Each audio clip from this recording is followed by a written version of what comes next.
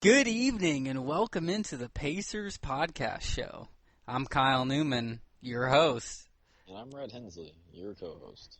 The Pacers Show is here, so cheer. It's time to talk about the greatest team ever. A championship? No, not yet, but never say never. Never say never. Like this show, it's a fresh start with new parts. The squad is ready, slow and steady. I can't hear you, Pacers fans. Make some noise! Whoop, whoop, whoop. Today, we will talk about Monte Ellis, Toney Douglas, Paul George, Reggie Miller, and the 2015-2016 NBA schedule. Red Hensley, top of the morning to you. Top of the morning to you. How you doing? I'm doing great. You didn't sound very confident in that answer. Yeah, I wasn't. No, I wasn't. Oh, boy. Folks, we should be worried. It's about time to be shooting some Z's. It will, after we talk some Pacers basketball. I'm doing great. I'm ready to talk. Did I actually ask you if you're doing You good? did. Oh. You did. And I'll answer it by saying I'm great. Yes. Even after a long night at work, I'm ready. I'm golden. It's late. Hey boy. Got to be up at 6:30 a.m. That's okay, because we're going to get Pacers talking. Yeah, it's all part of it. Trying to stay on track here, which we were close, but we weren't able to get it up quite by 8. But we got to deal with what we have to deal with. But anyways, Rhett, this first segment here, this is something that you were interested in, and you threw it at me. Let's talk about this, so let's talk about it. 11 facts about Monte Ellis that most people probably did not know. So here's how I like to do this, Rhett. We're going to alternate. I'll start with the first one, and then you go, and then I go. And then you go, and then I go. Number 1, he scored how many? Monte Ellis, apparently back in the day, was a prolific scorer at Lanier High School in Jackson, Mississippi. And ironically enough, the two best performances of his career came against the same school. Ellis dropped 65 points on Greenwood High School. They met again later that season. According to reports, some not so intelligent person told him he wouldn't muster more than 17 points in the rematch. And Ellis's response was, "Which quarter?" I like that. I like that smart alecky response. It's something that my co-host Rhett Hensley here would say. Though foul trouble limited him to just 23 points through the first 2 quarters, to say the least, Ellis caught fire in the second half. And we're talking like burning sticks and throw it in a fire pit, and then you throw the lighter fluid on it to try and keep a fire going, Rhett, like we've experienced before. Yeah. That's right, a camping experience on an island. Didn't work out so well for us. Worked out well for him in this rematch in that second half. He finished with 72 points in that rematch, meaning he combined for 137 points in 2 consecutive games against Greenwood. They had been happy. They were happy when he graduated. Yeah, needless to say, they were happy when he graduated. Needless to say, that's right. And you can actually watch the highlights of that performance on NBA.com/Pacers, and that's what we're looking at here with this stuff. But that's how many he scored. Number 1 thing that you probably did not know about Monte Ellis. Rhett, what's number 2? Alrighty. All right. Ellis was one of the best high school basketball players in the entire country. As a senior, he averaged 38.4 points, 7.9 rebounds, 6.9 assists, and 4.5 steals per game. Finished his career with an astounding 4,167 points. That's impressive. 2005, he was McDonald All-American. So, that right there is insane. And not only was he one of those players, but his new teammate, C.J. Miles, was another standout in the 2005 high school class. And as were former Josh McRoberts, spent 2008 to 2011 in Indiana, Tyler Hansbrough 2009 to 2013, Mr. Gerald Bro, Green, and Andrew Bynum, which we don't even do we even count him? No, we don't. Yeah. What a disgrace to put the uniform on. But yeah, that's awesome. It really is that he was the 6th 2005 McDonald's American to suit up for the Pacers. And it sounds like he had the best numbers out of all of them. That's just incredible. Yeah. Statistics. Crazy. It was meant to be for him to make it to the NBA, that's for sure. And his scoring has proved that he can put up those kinds of numbers. That was number 2. Rhett, number 3, as we're moving on here, straight out of high school. Straight out of Compton. That's right. He committed to attend Mississippi State and be a Bulldog, but it didn't happen. Like a few of the legends in the NBA, which it's not allowed now, but back then it was. He skipped college, and he entered into the NBA draft in 2005. That was the last season high school players were allowed to enter the draft. He slipped into the second round. The Warriors took him with the 40th pick, and some of the other members of that high school, the last high school class to enter the draft, were Martell Webster, Bynum, Green, Miles, Lou Williams, and Amir Johnson. The Pacers drafted New Mexico forward Danny Granger with the 17th overall selection that year. We all know how well that worked out for this organization. So that's very impressive, though, in itself there, Rhett, that he was one of the few that made that jump, and he wasn't like a superstar Hall of Fame type of player like a Kobe Bryant or a Kevin Garnett, but nonetheless has had a very successful career and is looking to be a star on this Pacers team. Exactly. You know, that's always good news to hear. Now, on to the next one. On to the next. Please stop. All right, I will. All right. Ellis didn't see the floor a ton in his rookie season, appearing in 49 games in 2005-2006. But Ellis rose to the occasion, to the challenge. The 6'3" guard averaged 16.5 points on 47.5% shooting in his sophomore NBA season. He proved he was not just a scorer, collecting 4.1 assists and 1.7 steals per contest. Now, as we all know, Ellis is not known for his defensive abilities, but it's still impressive to have 1.7 steals a game when, you know, he makes it look easy when it's stealing. He can steal the ball. Which basically can tell every doubter to shove it when they say he's not a good defender, because that is a lost art in the game of basketball on defense. And if he can prove to be effective on defense stealing the ball for us, I'd say he's going to bode pretty well for this team and this organization. Exactly. Not to mention that breakout campaign, you left it out, Red. It led to him being named the NBA's most improved player in 2007. So you didn't let me finish, that's why. But now I'm finished. Well, good. I just had to help you out there, Rhett. Yeah, kudos to you. You seem to lose your track of your mind.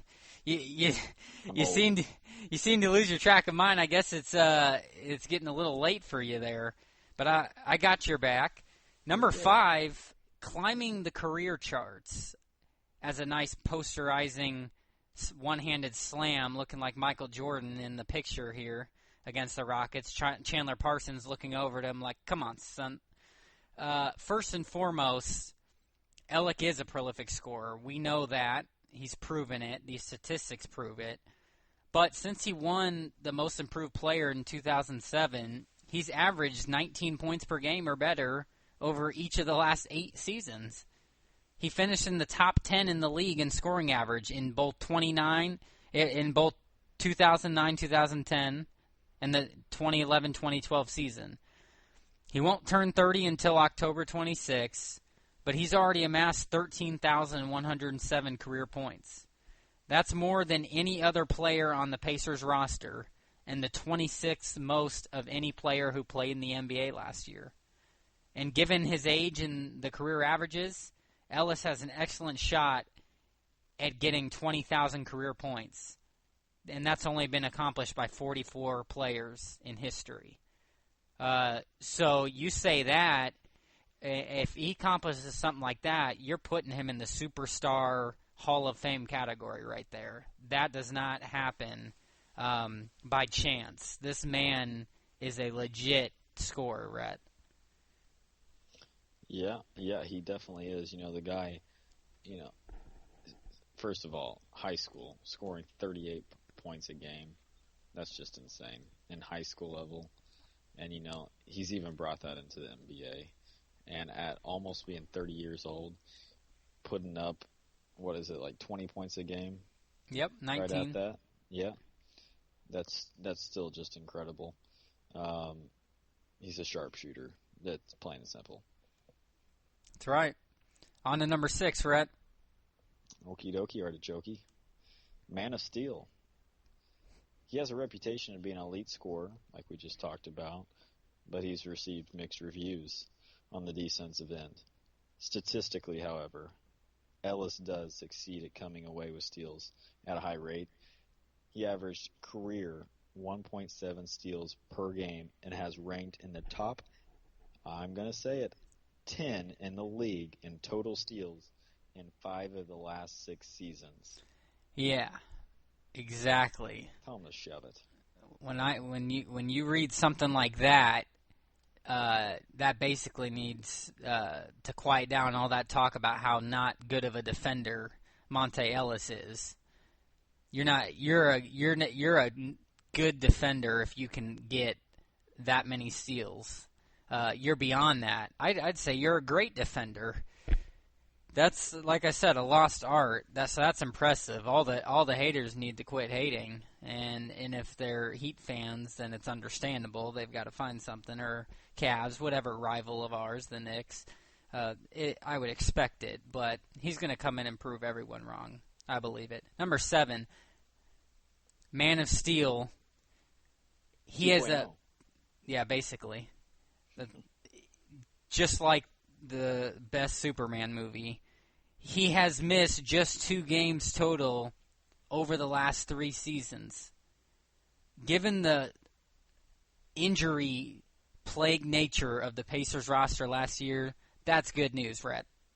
And when he was asked about his durability, he told Mark Monteith of Pacers.com, "I love basketball so much it's hard for me to watch it on the sidelines. If I can walk, I can play." That is what I like to hear.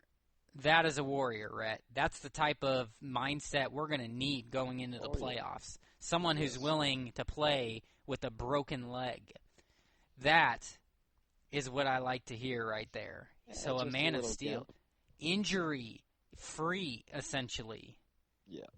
That's awesome and very key for this team. All right, Rhett. Just a couple left. All right. Kind of like Captain Underpants, but Captain Clutch. That's right. What Monte Ellis is. Manual drive for a vehicle. Yes. Ellis is a player you want to have the ball in his hands when the game's on the line. Over the year, he has hit a lot of game-winning shots, and his most recently was the buzzer beater last December in Milwaukee.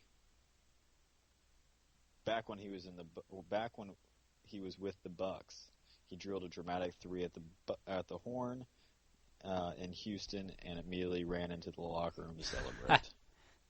He's collected game winners in Portland, Phoenix, and against the Nets in his early days of his career. Pacer fans can also remember the pull-up jumper he hit over Brandon Rush to beat the blue and gold in January of 2011. But don't worry, people. Right. He's on our side now. Exactly. Now he can continue that trend with Indiana. That'll be great. But yeah, Now, clutch is necessary, Rhett. Yes. And now what can I say? This next one's going to be my favorite one.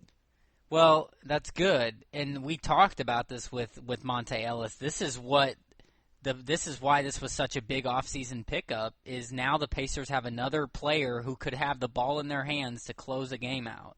It doesn't have to be just Paul George. We now have Monte Ellis, Paul George, George Hill. Rodney Stuckey can hit a game winner. There's a lot of players, and he adds that, Rhett. Exactly. Number 9, Sneakerhead. They are pretty cool sneakers, I'll have to admit. Like a lot of NBA players, he's a shoe collector. He sported several different models of Air Jordans over the past few years, so it's not a huge surprise that he signed an endorsement deal with Jordan Brand before last season.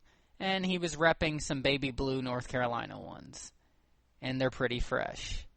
I like them mainly because they're low tops. I don't like the high tops, but I like these low tops. Rhett, what do you think about it? I don't like low tops really, but I will definitely wear them. Definitely wear them, especially if they're marked with an Air Jordan symbol. So he's a brand man, folks. Nike's best friend. Mm-hmm. All right. I sure do love me some Nike. Rhett Hensley, we have 2 left. Hit us with some knowledge. All right. He's an avid fisherman.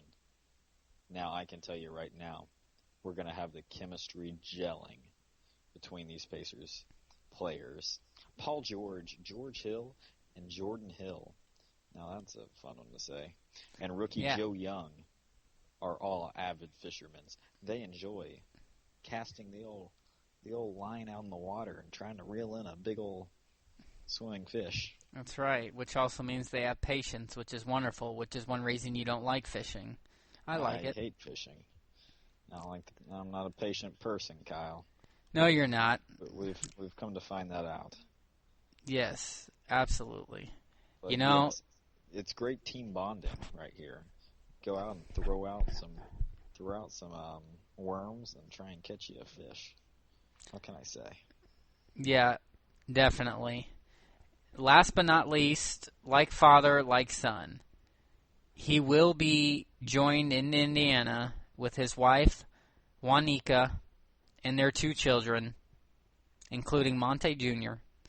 The young Monte might also end up in the NBA one day, but he's showing promise as an entertainer, too, that young chap. According to Maps.com, Monte Jr. once won an in-arena dance contest during a game in Dallas. And in a video that accompanied that story, Ellis suggested that his son would be the perfect choice to play him in a movie.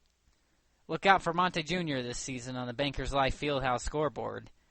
We already know how entertaining those halftime performances are, those in-game promotions. Maybe we'll see a Monte Jr.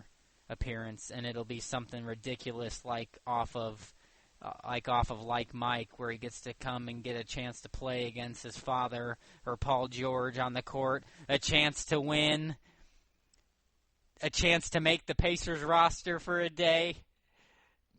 Calvin Klein. Yeah. Isn't that something? But that's just like that, folks. 11 facts about Monte Ellis that you probably did not know. Now you do. So now, haters, chickadee check yourselves before you wreck yourselves, because Monte Ellis is coming. Rhett, let's move on. More off-season news here. We talked about it a little bit last week, but now we need to talk about it some more because it's been made official. That's right. Pacers have another guard. His name's Toney Douglas, and he says, I'm here for a reason. He will have to impress in training camp to make the team as the 16th player added to what will eventually be a 15-man roster. But the 6'2", 190-pound former first-round pick, by the way, he's not concerned with that. He said, we really haven't gotten into detail about me being here, but I know I'm here for a reason, said Douglas, who spoke with the media for the first time at Bankers Life Tuesday. The Pacers have signed him for $1.2 million, a minimum contract.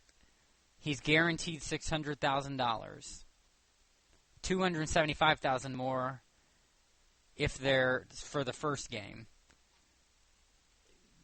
Rhett, about this man here, first round back in 2009, 29th overall pick out of Florida State. He was traded to the Knicks, played 3 years with there. Then he had stints with the Rockets, the Kings, the Warriors, the Heat, and the Pelicans. He's 29 years old. He spent 4 months in China as well. We talked about this last week. He averaged 4 points in 12 games for the Pelicans last year before he got waived. What do you think about this, Red? Is this good, or is this going to blow up quickly in the Pacers' face? No, I mean, there's nothing really to blow up. It's just a gamble. I guess you could say that it's nice to have an option just in case something happens. But I expect him to be cut and cut quickly.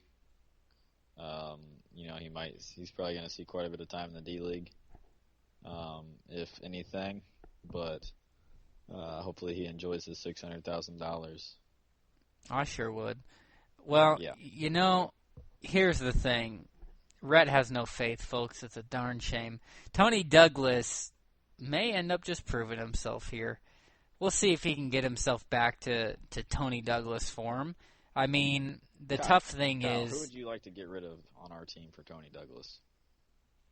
No one. All right. But he has Sit down and shut up. But he has experience, so All right. Coach. I'd like... Coach. All right, we're firing Frank. I'd like to see him... Firing Frank for Toney. I'd like to see him, depending on how Joe Young performs, take his place right now. Because he has some experience, and apparently Larry Bird and everyone sees that in him, or we wouldn't have signed him. But he's not a true point guard. And the thing about it is, that's what I see happen. I have some faith in this guy that he'll get it done and redeem himself with his NBA career. A 6-year veteran. Here's the thing: he's been hanging around. He's getting a chance, and this is a roster that is not set yet. It's not solid, so he has time to prove himself. And that includes our new draft picks, Miles Turner, Joe Young. There's some wiggle room here. So I see him trying to beat out a player like Joe Young because I think that's the number game. I think it would end up being one of those two is going to end up being the 15th player. So that... There's no way Indiana Pacers are going to cut one of their new draft picks. No way I see that ever happening. Joe Young's going to be on the team. Never say never, Rhett. It's not going to happen. It's not a guarantee. Not going to happen. Everything I've read online, expect Toney Douglas to be cut. Don't get your hopes up, people. Don't be such a Debbie Downer, people, like Rhett Hensley. There's a new Pacers player. There's Buckets. Let him see what he can do. Joey Buckets had a great summer league performance, but we know nothing about what he can do in the NBA officially. So we need to rather take a chance on the young gun, or we got eggs in one basket on a old fart. We gotta tap the brakes here a little bit, Rhett. Tap the brakes. Well, let's tap the brakes. He's not an old fart. He's 29. It's only his 6th year in the league. Walker. And put the guy in his the walker. thing is, he's proven that he can put up numbers since he's been in the NBA. That's what I like. His best stretch, go figure, was with our rival, the Knicks, where he averaged about 11 points per game and 11 points in the postseason that year for them. That's a solid bench player. And, Douglas said that former Pacers president Donnie Walsh, who's currently a consultant for the team, was a factor in his decision to sign with the Pacers. So it seems like the front office really saw what he did in New York, and they think this guy still has potential. And he said, I love Donnie. He's a great guy. Him being here, it's really a great situation. I trust him. He's not going to lie to you. He's going to keep it real, tell you what you need to do. he's able to play multiple positions, Rhett. He can play the point guard position, and he has the size for it. He's more of a true point guard than George Hill is. So he would see his time there coming off the bench. And Joey Buckets, yes, he is as well. But again, we got to tap the brakes here. He's young. We got to see what he can even do in a preseason game, let alone an NBA game. He's going to be a hooper. I see the other thing, and this is what the coaching staff sees in Douglas, that he's willing to do whatever it takes. He was a great defender as well. That's a focus that he has, and that is what the Pacers are all about. And you know what? That is exactly probably a big reason why they brought this little guard in there. It's going to fit their style of play. If this man can pan out, he feels like he can bring veteran leadership on the defensive end and the offensive end. I feel like we can take our defense to another level. That is what I like to hear. That's what we need to do. Douglas plans to work out in Indianapolis for the next 2 weeks, work out in Orlando after that, and be back for training camp with the Pacers like the rest of the players. We'll see if the man can make the roster, Rhett. Who? If you had to pick one person to be dropped from the Indiana rosters for him, who would you pick? Well, Rhett, I think it just depends on what. Make a decision. It depends on how Joey, how him and them play as they duel it out.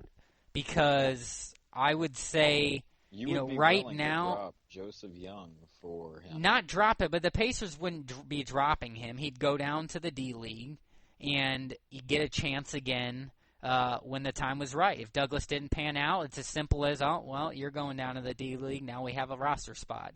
So the thing is, I think my gut tells me right now, because Toney Douglas it's been 4 years since that solid peak of his career in New York, that I would go with Joey Buckets.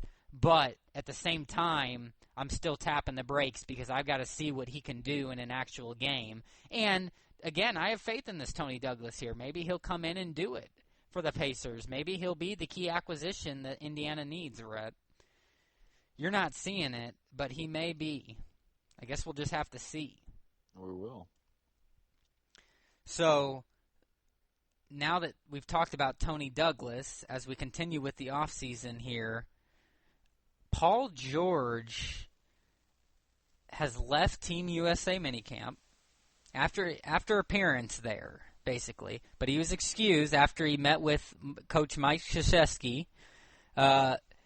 He spent only one day, Monday, with this team.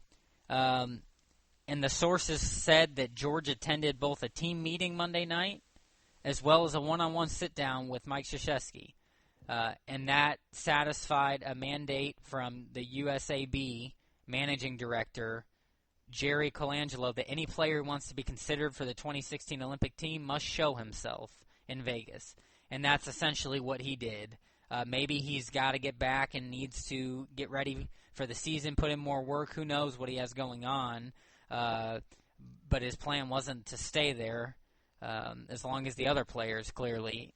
Now, the sources say that Paul George, who was expected by the officials to sit out this week's two light workouts anyways, as well as the Thursday night intra-squad scrimmage, he was spared the chore of being forced to watch Tuesday's non-contact session from the sideline and then face the media in attendance.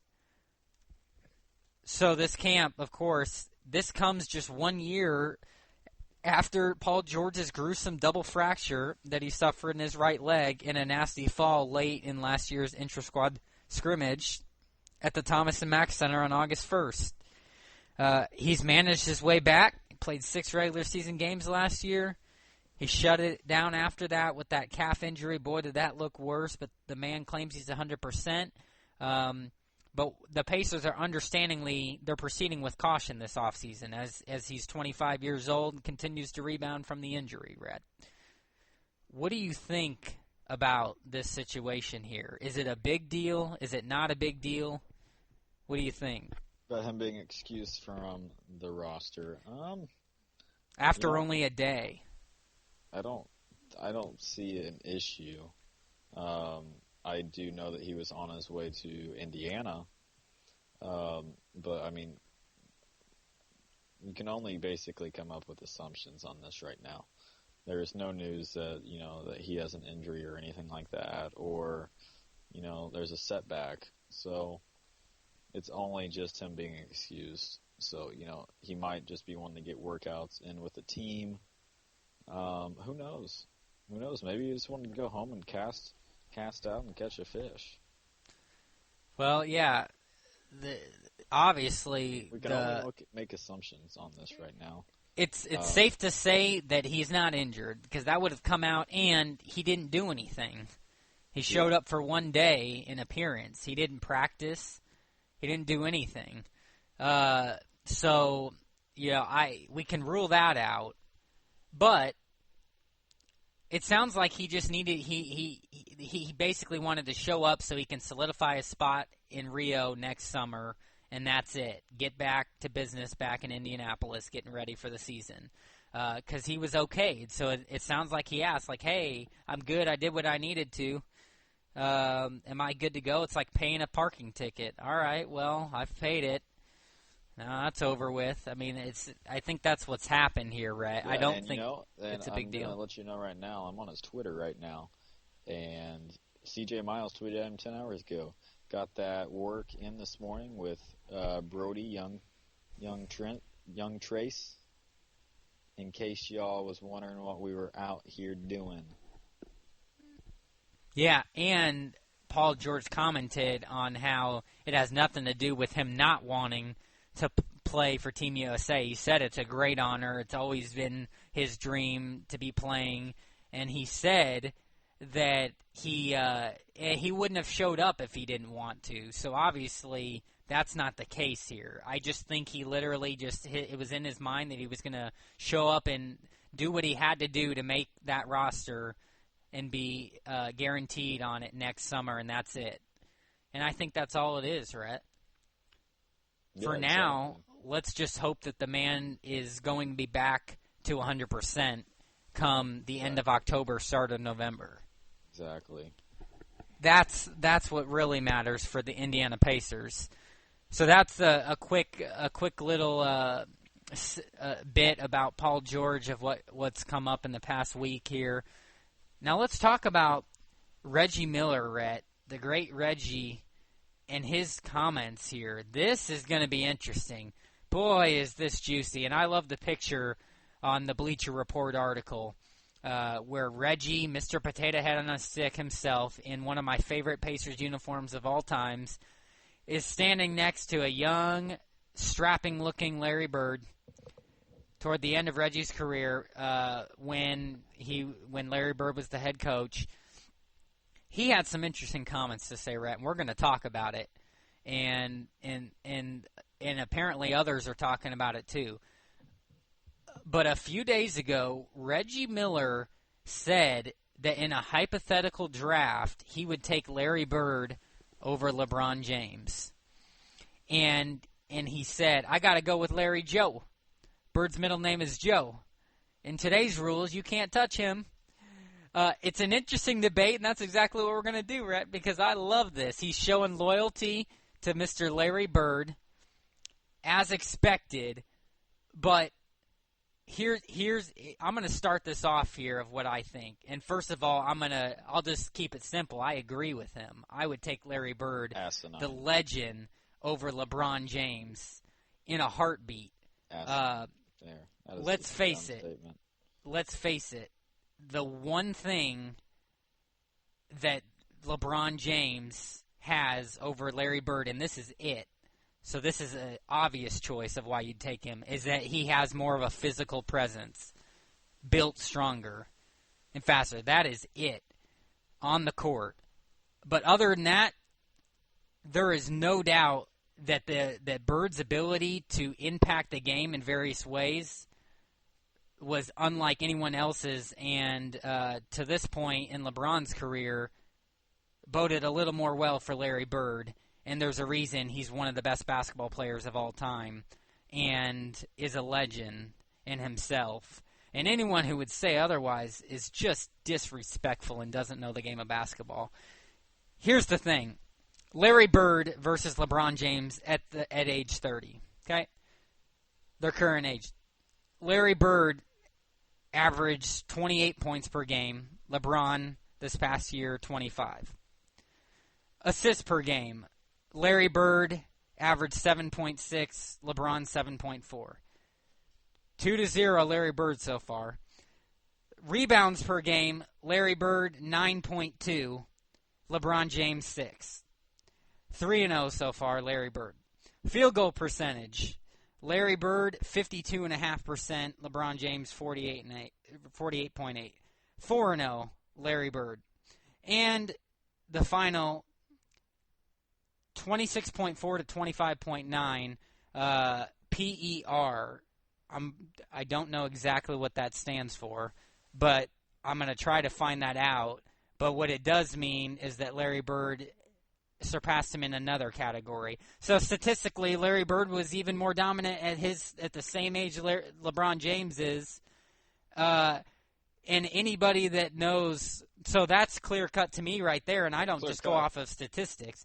Larry Bird is arguably, besides our favorite and our beloved Reggie Miller, and obviously the exception of Ray Allen, Larry Bird was one of the all-time greatest shooters.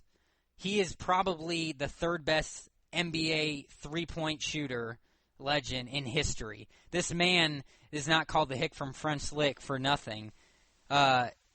He had just the purest form of a release and form, and it seemed to just make everything right. He was physical. He played in that era where everyone was getting in fights. He went up against the best of the best, and yet he was still a 4-5-time NBA champion in himself. I'm going to look that up too. I should know how many championships he has, but I know it's more than LeBron James, and I know that it was during a time where the Celtics were dominant, and it was because of Larry Bird in a much tougher league back then than it is now. Three-time champion, and Larry Bird played in one of the toughest eras. The toughest eras, not one of the toughest eras. It was the toughest era. And in his prime at the same age, he had better statistics. So, of course, I'm going to say Larry Bird, right? Go statistically wise if we're going to, the playoffs. LeBron's playoffs as 30 and Larry Bird's. If we want to go to do that, LeBron, 30 points per game, 1 block per game, 1.7 steals per game, 8.5 assists per game, 11.3 rebounds per game. Now, if we want to go see old Larry Legend, we have 27 points per game, 0.8 blocks per game, 1.2 steals per game, 7.2 assists per game, 10 rebounds per game. So, he's got him in the playoffs. And you know why that is? Because, LeBron didn't have to share the ball as much. Now, in the regular season, who did he have to share the ball with? Kevin Love, Kyrie Irving. So, obviously, he's not going to have the highest stats.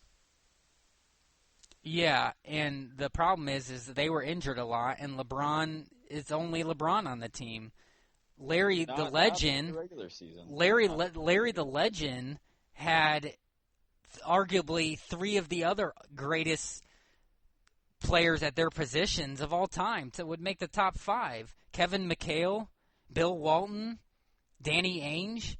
When you have five superstars on your team and you're going up against one of the greatest teams of all time in the Los Angeles Lakers of the time and Michael Jordan and the Chicago Bulls, and what you're dealing with and what you're seeing is that this man was he was the heart and soul of the team, but he didn't have to be completely, and yet he still put up those numbers and won those championships because of him. And it's clear coat to me. LeBron, is two of 6 in the NBA Finals and should be 1 of 6. If it wasn't for Ray Allen's 3, he'd have 1 ring right now. And so, if you want to think of it this and he way, had support. LeBron played 4 minutes less per game than Larry Bird. So, I mean, we could always, flop it that way. No, I want to go off of who I would take and who I think would contribute the most to our team, and that is Larry Bird. LeBron James. I'd take Larry Bird in a heartbeat. Larry Bird is a 10 times better shooter. Larry Bird is just as big, as tall as him. Yeah, but he couldn't.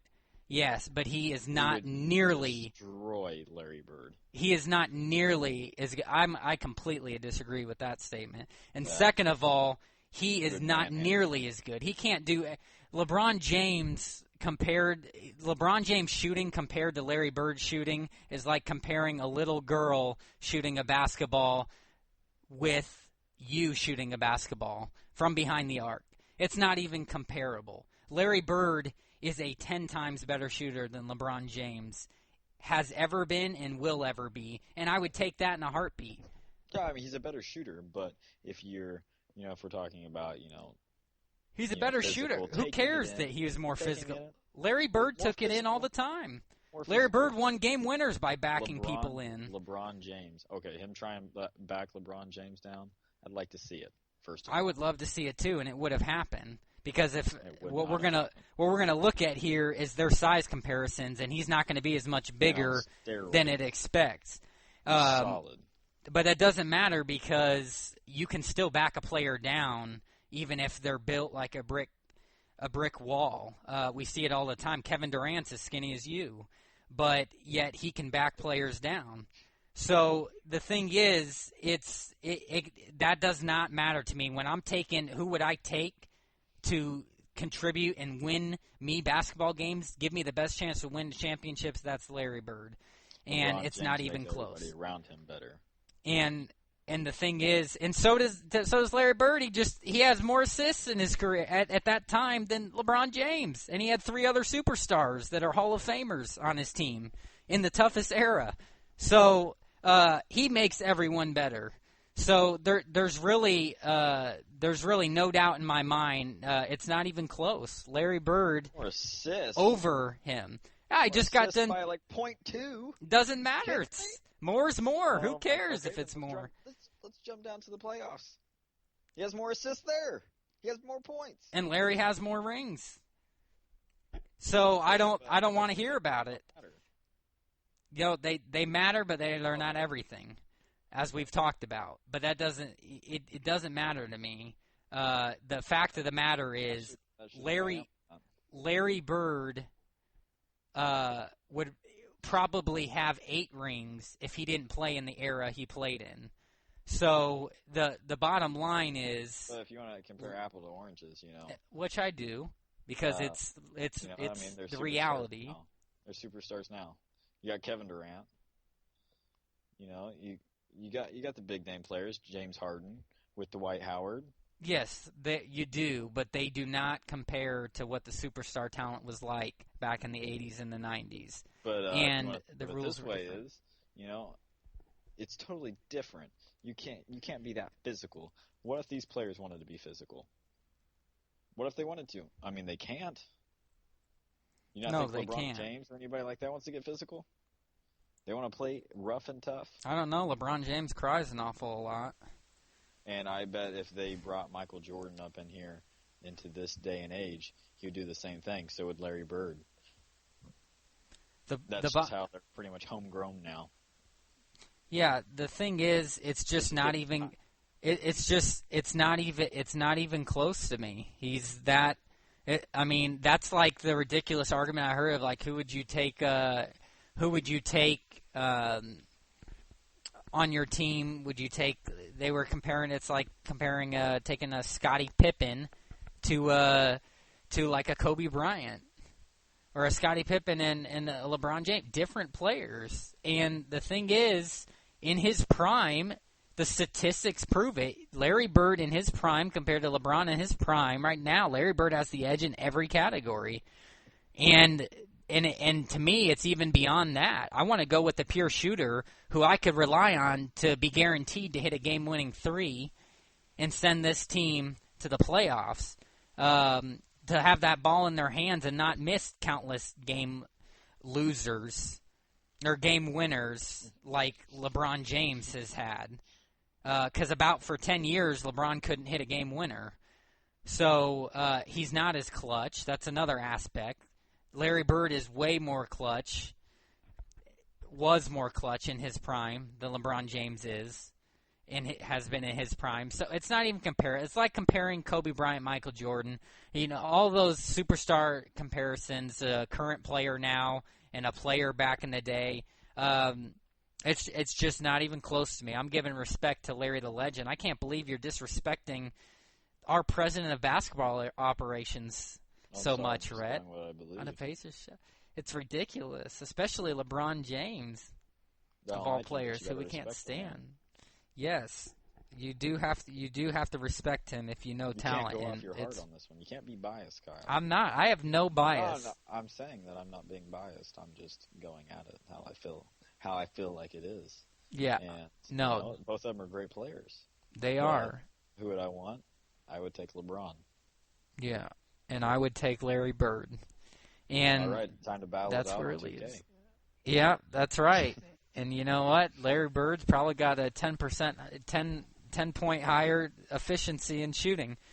The thing is, the thing is, and I found out that PER stands for player efficiency rating. Yes. That accounts for everything. And Larry Bird had the edge in that category as well. So he was better all across the board in everything in his prime. And you throw that on top of that amazing type of shooter he was, the rings that he has, the era he played in, Larry Bird, hands down. Not even close. Not throughout his career, though. Not even close. We're talking about in the prime. LeBron James. The debate is in the prime. The prime, yeah. The prime is, those years, his beginning years, his middle, and his. That's right. Like that's 30. Reggie. That was Reggie's comments in his prime. Yes. That's what we were debating, and I would take Yes. Larry Bird in a heartbeat. Say what you want on that one. Yes, I can. But throughout the years, and so can you. LeBron James has a higher average. Well, we can leave and it at career. We can leave it at that. Career average also. So there you go.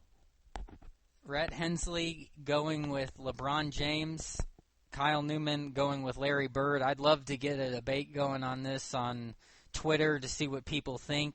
That would be interesting to see how many people would go which way. Might try and get something like that started, or I'd be curious to ask just 5 or 10 random people myself, and I'd like to think that the majority would pick Larry Bird if they had any basketball sense.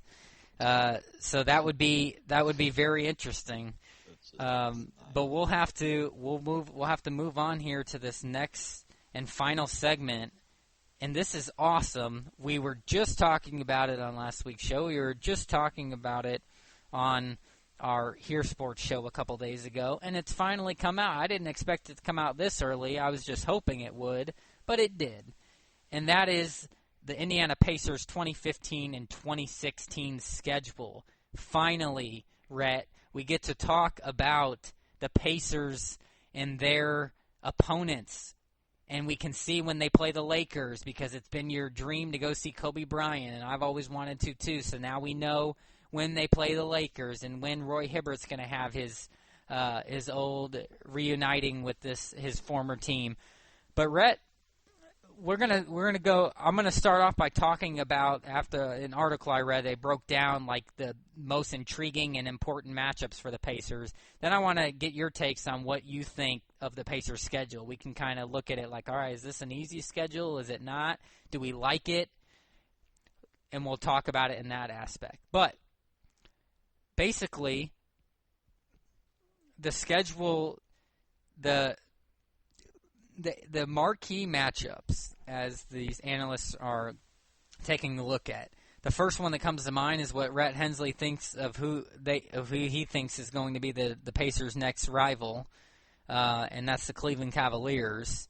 Though I still believe it's the hated Miami Heat, right there, number one. I'd put the Knicks still there, right there, number two. The Bulls, number three, because that will always live, Rhett. It's a tradition.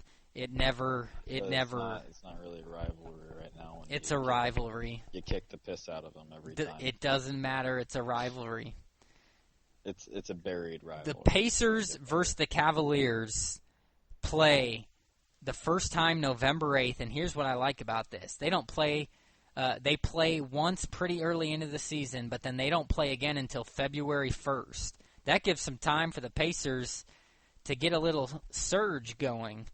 Win some games before they play the tough Cavs. But November 8th, February 1st, February 29th, and April 6th, they play the Cleveland Cavaliers. That's obviously going to be the biggest matchup of the year. Hopefully the Pacers can get one out of those four. But that team is clearly the favorites to win it all this next year. So hopefully Indiana can prove they can contend with them. The second series always is Pacers versus Bulls. November 16th, November 27th, December 30th, and March 29th. What I like about this, Red, is they play 3 times before the year ends. That is what I like to see, because it seems like every year the Bulls games were scheduled so far apart, but not anymore. This will be good to try and get an edge up on the division, so the Chicago Bulls and the Pacers will start it off pretty early. And here's the thing. Basically, this is something that it's just interesting, because apparently a couple of years ago we talked about this several shows ago, but Derrick Rose doesn't see the Pacers-Bulls as a rivalry anymore, but he did when Darren Collison was on our team. Very interesting, Derrick Rose. But regardless, Rhett, those are the 2 biggest matchups there, and you look, those are obviously in the division, big on the schedule. I'd like to break it down more, because there's plenty of intriguing matchups. You throw in the games against the Heat, the Knicks are going to be better. Still one of our biggest rivals. You've got the Pistons who are improving, but there's other teams there, and the Bucks in our division. There are plenty of teams right on this schedule, and I really like it. And I haven't gotten a full chance to fully analyze it, but the bottom line is, Rhett, those are a couple of the big matchups that I agree with to keep your eye on. What do you think? What stands out to you, the schedule here? Well, what really just stands out is the Cleveland Cavaliers playing them the 8th of November. You got a few good games to get the mojo rolling, and that's going to be a big game. Also, the other couple big games, Miami. You play that one, 5 games in. Still the biggest rival to me. So, yeah, I look forward to that. Second biggest rival to me. But, actually, I take that back. They are number 1 right now. Rivalry for us. But as the season goes on, I think we will see the dramatic change. But moving on, I haven't really got to analyze the schedule like you, Kyle, but I can tell you right now, I've already scoped out the LA game, and I'm ready. And it's at the beginning of the season. Let's see if Kobe Bryant's going to be healthy at that time. Yeah, that would be nice. Yes, it would. That would be nice. It's gonna be a interesting season. I can kind of tell that it's gonna be a tough one, but you got kind of an easy little April schedule, which I'm liking. You play Philly, New York, Cleveland, Toronto, and I believe that's Brooklyn, New York, and then Milwaukee. So I feel like that's gonna be a pretty easy schedule. Right on the back side of that, but who knows? think we'll enjoy it. Oh, I know we'll enjoy. I don't think I know I'm going to enjoy. I can't wait. And actually, this is the earliest that the Pacers have started their first game of the season in many years. Actually, But their I believe. Their first game is not on the 31st. It is on October 28th, which is a Wednesday, and it is an away game at Toronto. That's interesting to me. It's usually it will be a a tough game start on the 31st. Yes, and it's not this year. They're going on the road against a Raptors team that we don't know what we're going to expect from them. But a pretty difficult start. They go from there. Then they get a home game against the Grizzlies, the team that knocked us out of the playoffs this past year, the next day. So back-to-back nights, the Pacers are looking to start off 2-0, which would be really nice. But then it kind of, you could look at it as it kind of gets a little easier, but maybe not. They then play the Jazz on Halloween at home. They play at Detroit. They play home against the Celtics, and they play home against the Heat. And then they play at Cleveland. And it is worth mentioning, they better not renege this and take this back. But the Pacers and Heat will be on ESPN Friday, November 6th. That's right. The Pacers, 10 games into the season, have their first nationally televised game. You know what that tells me? They're giving respect back where it is well-deserved, and that's this Pacers team is going to be much improved, and they still respect that rivalry between the Heat and the Pacers, and they're putting them on ESPN in primetime, 8 o'clock on Friday, November 6th. Pacers fans, make some noise. You get to see the rivals at home first.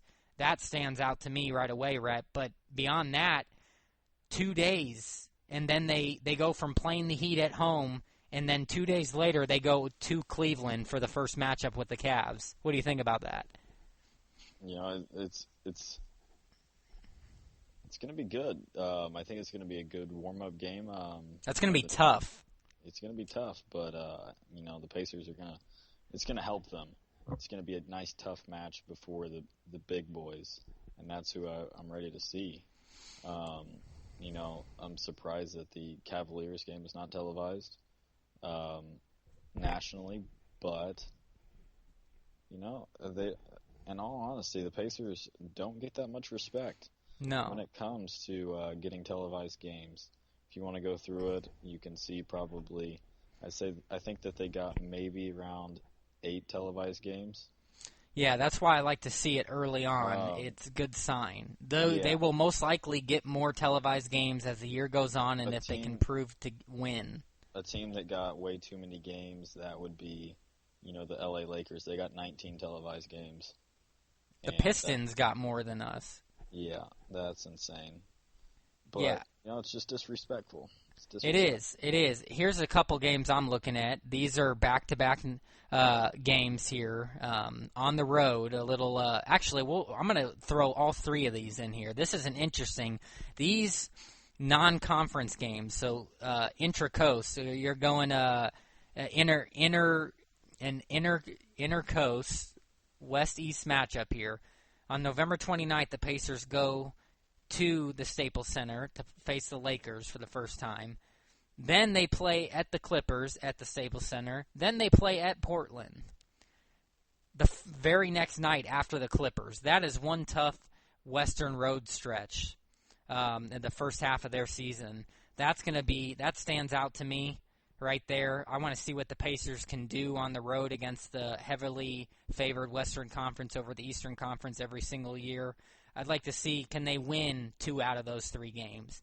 You know, can they prove to compete against the Clippers, a team who many are picking to win the West because of how stacked they're going to be once again? Can they go and play? Can they beat the Clippers on the road, which they've done in the past? These are good testers, Rhett. These are what I like to call testers to see where the Pacers are at. Another one that stands out to me, our first matchup against the NBA champions, the Golden State Warriors. We get them at home on December 8th. That's also intriguing to me. Let's see how we can play against the champions. How about 3 days later on a homestand, and we get our second televised game, Rhett. We play the Heat again, and that game's on ESPN at 7. So they are respecting the Heat-Pacers rivalry, Rhett. Awesome. And I would just like to say I tweeted out to our followers, and one of them has responded. At Boss Rockets tweeted LeBron. They would take LeBron. Well, at Boss is loss. That's all I can say. But that's good. I'm glad you got that going. I'll get something going up too, and that'll be fun for people to chime in on. Let's see here. So that stands out to me, Rhett. But how about that? Our first 2 nationally televised games, they're respecting the Pacers and Heat rivalry on ESPN. Yes, exactly. And they're not putting any of these big West Coast matchups on national TV, at least not yet. What do you think about that? It's later in the season. They have the Thunder and Pacers televised on ESPN. So that's just later in the season. Yeah, it's a very good schedule, and I think the Pacers will gain respect, but they've got to prove to win. I mean, that's the thing. They won't. The Lakers did not to do that. Exactly. The Lakers, I guess, have that one exception, but it's going to be very intriguing to see what happens and how the Pacers can do. Can they get off to a hot start, because it's necessary? This schedule, Rhett, as I look at it, this looks like a much tougher schedule than last season. Yes, I believe so. This is going to be awesome, and we're going to continue talking about this schedule on future shows because we just run out of time, and this is something where we can break down things more and come up with some interesting segments with it. But the bottom line is, Rhett, there are a lot of tough matchups coming up. So here's what I do want to do. Before we get off, I want to give a prediction based on this schedule that we can continue to talk about, but I want a prediction for how many games you think the Pacers win. I will start off by saying what on this Bleacher Report article that Adam Wells, the columnist, gives the Pacers. He thinks that Indiana will finish 47-35. Rhett, we're going to use that number to play the over-under game because I feel like that's a fairly good place to put it at. So, Rhett, over, under, and I want you to explain what you think about it. If you think that's disrespectful or not, whatever, based on your response. Over, under 47.5 wins for the Indiana Pacers. I think it's a pretty solid number, but, I think it's, give it some margin of error. I think the Pacers will go over slightly. I'd say right around 50 games they'll probably win. So, my prediction that I had in my head was 52 games, 52-30. So, I think that's what they're. Oh, sorry, got something in my throat. But yeah, don't you go dying on me. But I think that's what they're going to finish at, 52-30. It's a pretty solid number. I think the Pacers have it in them with this new core coming in, and it's just going to take a couple weeks, to get that fresh car smell out of the way. Absolutely. Hey, you know what? This is unbelievable, folks. This does not happen very often where Rhett and I are literally telepathically thinking and on the same page, but 52 is my exact number. I am going over, and I think the Pacers will go 52-30 this next year. Wow. So I don't think that's a disrespectful prediction that they made because he realizes, he makes the acknowledgement, there's the potential for even more victories, assuming George will be back to 100%. If Ellis plays up to his full ability and Miles Turner shows more consistency as an NBA rookie than he did as a college freshman, something I mentioned. Rhett, that is going to be the key there, and I like how he's respectful about that, but I do think that those things will pan out. I think that George will be 100%, and I think Indiana gets 52 wins because exactly. we just saw they have a tough schedule. So if they can manage 52 wins in the Eastern Conference, and they have very tough Western Conference games, that's a successful regular season, right? Exactly. And not to mention the fact that that's about 15 games more than they won last year. So that we're predicting. So that is extremely special. And I will say this: I think Indiana's capable of winning more than that. I'm not going to put that past them, but they do have a tough schedule, and it does depend on those scenarios, Rhett. But how about that? We are at the same number, and it will be great that we can continue talking about this. But I did want to give a little prediction here, and we were able to do that. So just like that, though, Rhett, an hour's up. That means the Pacers show is going to bed for a week. Exactly. And you're probably thrilled because it's 1:30 your time. It is. I'm tired. Ready to hit the hay and go right back at it tomorrow morning. Well, I must say that sounds wonderful. Must say, you got to lay by the bay. I need some hay. I just may. What do you say, Faye? To recap what was talked about on the show, we discussed Monte Ellis, Toney Douglas, Paul George, Reggie Miller, and the 2015-2016 Pacers schedule. That is all that we have for tonight, now morning. Thank you for tuning into our show. Feel free to leave any comments. Tweet and retweet the show at Kyle M. Newman, at Rhett Hensley, and at Indiana Pacers Talk. We will try and be back at it next Wednesday by 8 Eastern Time, but there's no guarantee, folks. We go as the river flows.